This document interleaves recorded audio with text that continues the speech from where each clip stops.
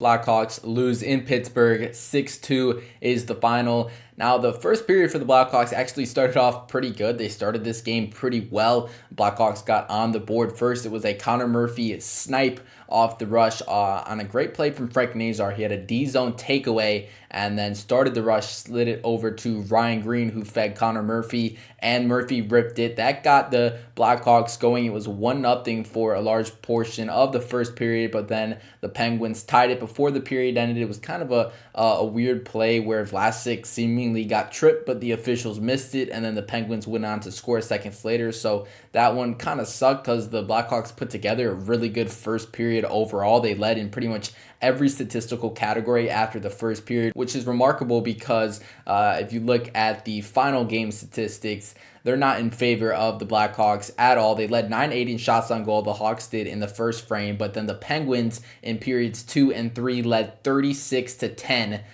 So it was just a complete flip after the first 20 minutes. Penguins put up 4 in the second period, and then it was 1 goal for the Penguins, 1 more goal in the third period. Blackhawks got one off another Frank Nazar D-zone takeaway to start the play. He slid it over to Connor Bedard, who did the rest. He got a snipe, went off the back bar and right out, but it counts. Bedard on the board for the first time in a little bit. His only goal since returning from injury besides this one was an empty netter, so it's great to see him on the board. He's been playing really, really good hockey these past 2 games now. I thought he's put together and looked really, really good, so that's definitely one of the positives you can take away here from these last 2 games, which the Hawks haven't been able to win in. It's a rough night for the Levchinov-Kaiser pairing. I'm not even going to dive too much into it. They were a -5 in this game on the ice for 5 of 6 Penguins goals, so obviously it was bad. It wasn't just some that wasn't great. Obviously the shots on goal finished 44-19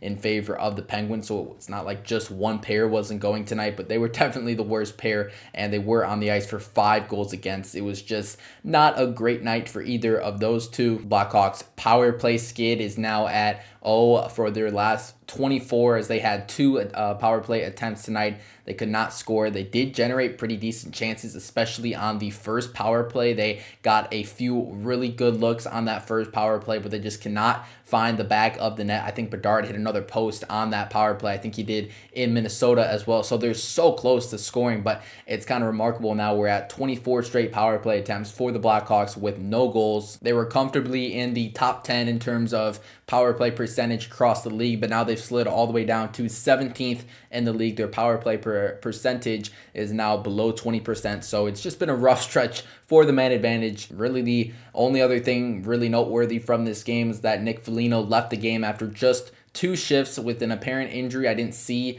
what happened. I mean, I went back and looked at his 2 shifts, and I didn't see anything too crazy or too abnormal. So not sure exactly what the deal is with Foligno. There was a little speculation I've heard from that Tampa Bay game where he got in that fight. He only played 7 shifts in that game, so maybe there's a carryover with his hand. So maybe that could be bothering him. It may have flared up in this game, or it could be something else. Not really sure. Haven't gotten an update from the Blackhawks yet, so we'll see his availability for tomorrow night's game. Certainly in question. We'll just have to monitor that ahead of tomorrow night. I'm going to get into the takeaways over on Twitter at Blackhawks Focus here to wrap this one up. First one says, not a great showing by the forwards tonight. You have to finish and not be sloppy with passes if you are in the O-zone. Decided to finish the O-zone and took it to the Hawks. Pittsburgh did. Comesso should be up next year. Too many rebounds. Yeah, a couple others kind of commenting on Arvid. Now, certainly wasn't his sharpest game. A few of those goals weren't great, but he did get 44 shots face, so it's not like the Blackhawks were helping him, especially in that third period. They really left him out to dry, and I actually thought Arvid played pretty well. He wasn't really keeping them in it because they were already down 4, but if that game was close, he would be keeping them in it with some big saves. He was great in the first period as well. So honestly, I didn't think Arvid was too bad. I think it was kind of a team problem. The second and third period was really, really bad. Artie needs to be sent down. Now, a lot of comments on Artem Levchinov's play in this one, and I'm not going to go in and dissect every single goal he was on the ice for. Unfortunately, there were a lot of those tonight, but it certainly was a pretty bad night, and it just kind of seems to come in phases for Levchinov. There's a couple games 5-game stretch where he looks really, really good, like a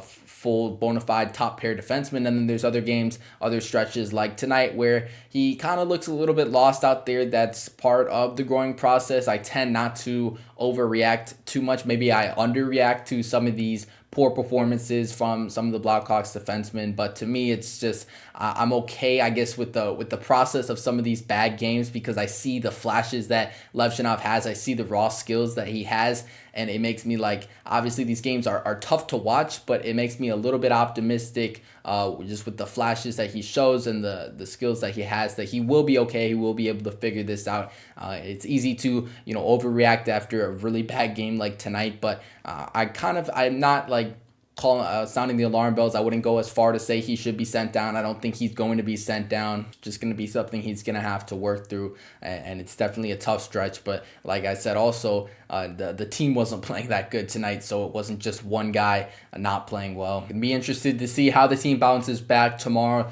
Positive note, that first forward line has looked really, really good these past 2 games. So hopefully they can continue their success, and the rest of the team can put together a little bit better of an effort tomorrow night versus Columbus at home. Only 3 more games left before the Olympic break. Tomorrow night will be the next video for me, the post-game recap after tomorrow night's game versus the Blue Jackets. I'll see you then.